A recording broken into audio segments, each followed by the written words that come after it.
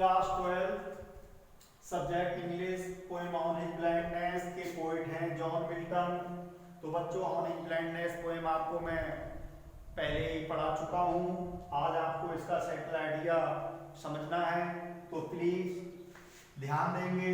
On his blindness poem is है a personal, एक व्यक्तिगत सोनेट लघुगीत ऑफ मिल्टन का।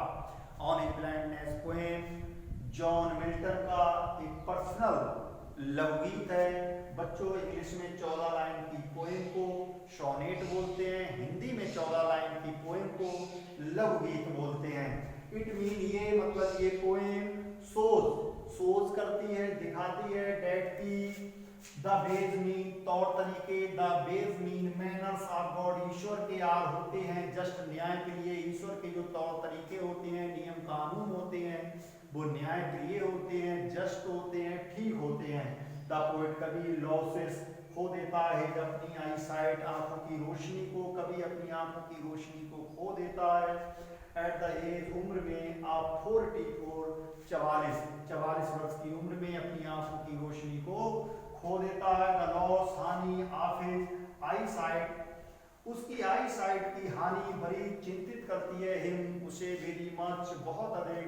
ही वह कैन नॉट यूज नहीं कर सकता है पोएटिक अपना काव्य, अपनी कविता लिखने की टैलेंट, योग्यता का। अब वह अपनी कविता लिखने की योग्यता का प्रयोग नहीं कर सकता है।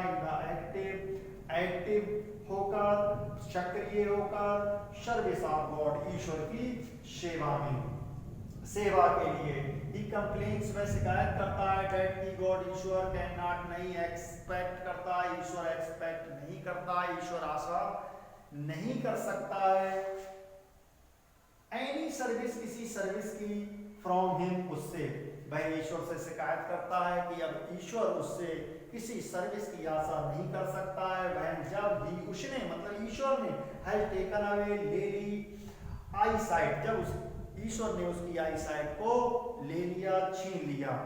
बच्चों, यहाँ ईश्वर से शिकायत करके लेखक भ्रमित हो जाता है, थोड़ा सा परेशान हो जाता है, फिर पुनः ईश्वर से सॉरी बोलता है।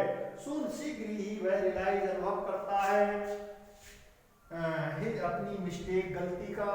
ही फील्स, वह अनुभव करता है डेट की गॉड, ईश्वर को, डज नॉट वांट, आवश्यकता नहीं है, एनी रिटर्न, किसी रिटर्न की, फॉर के लिए, हिज गिफ्ट्स, अपने उपहार, ईश्वर को अपने उपहार के रूप में किसी रिटर्न की आवश्यकता नहीं है। थाउजेंड्स, हजारों ऑफ एंजल्स, देवी देवता वर्क काम करते हैं, फॉर हिम, उसके लिए, ऑन लैंड पर, भूमि पर, एंड ओशियन, और समुद्र में।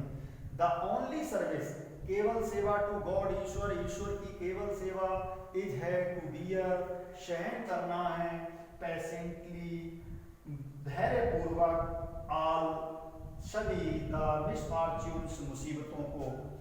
ईश्वर की केवल सेवा, सभी, धैर्यपूर्वक सभी मुसीबतों को सहन करना है। दस, इस प्रकार, द कंप्लीट मीन, पूर्ण, सबमिशन मीन, समर्पण, टू द विल, इच्छा अनुसार ऑफ गॉड, ईश्वर, इस प्रकार ईश्वर की इच्छा अनुसार पूर्ण समर्पण ही इज है द बेस्ट, सबसे अच्छी सर्विस, सेवा, टू हिम, उसके लिए।